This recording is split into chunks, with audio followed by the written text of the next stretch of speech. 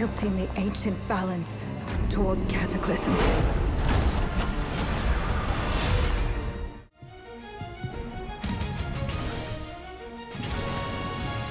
Приветствую в Nibiru Realm. Синхронизация запущена, устраивайтесь поудобнее, мы начинаем. Сегодня мы поговорим о неожиданном анонсе, который буквально на днях ворвался в наше инфополе. Новый проект 1666 Амстердам от Патриса Дезеле, создателя оригинальных Assassin's Creed и Prince of Persia The Sands of Time, внезапно ожил, и студия Panache Digital Games выкатила бесплатный пролог. По задумке разработчиков, нас ждет мрачная сага в декорациях двуликого Амстердама 1666 года, города, построенного на богатстве и власти, но движимого зловещей силой.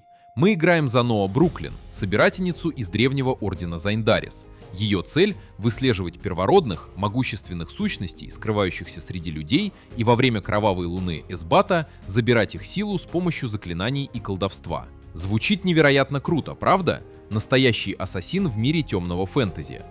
Но на деле все оказалось не так однозначно. Прохождение пролога заняло у меня около 30 минут, и впечатления остались крайне двоякие. Начнем с технической стороны. Визуально игра выглядит неплохо, но вот плавность картинки вызывает массу вопросов.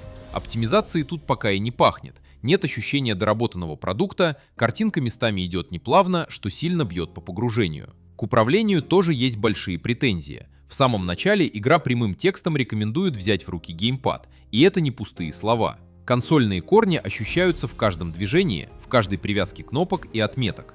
Играть на клавиатуре с мышкой на данный момент банально некомфортно, и я сильно сомневаюсь, что к релизу эту заточенность под консоли кардинально исправят.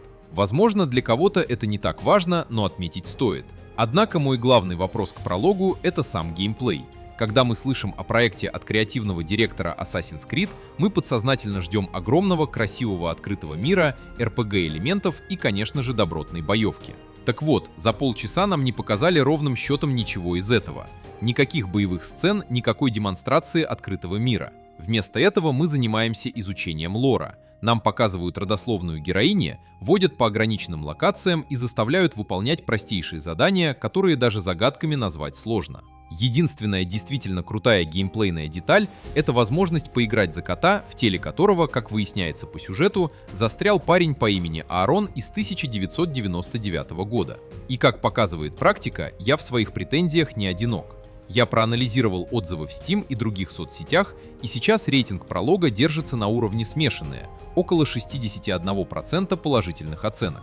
Игроки хвалят мрачную атмосферу и интригующий концепт с переплетением нескольких временных эпох, но массово жалуются на то же самое — плохую оптимизацию и полное отсутствие экшена. Выпускать, по сути, симулятор ходьбы в качестве презентации экшен-игры — решение крайне спорное. Какой итог можно подвести? Задумка темной саги мне по-прежнему очень нравится. Именно лор и заставил меня скачать этот пролог. Но техническая реализация и огромная нехватка информации об истинном геймплее не дают мне покоя. Мы до сих пор не знаем, как будет ощущаться боевка и как вообще будет выглядеть этот открытый мир.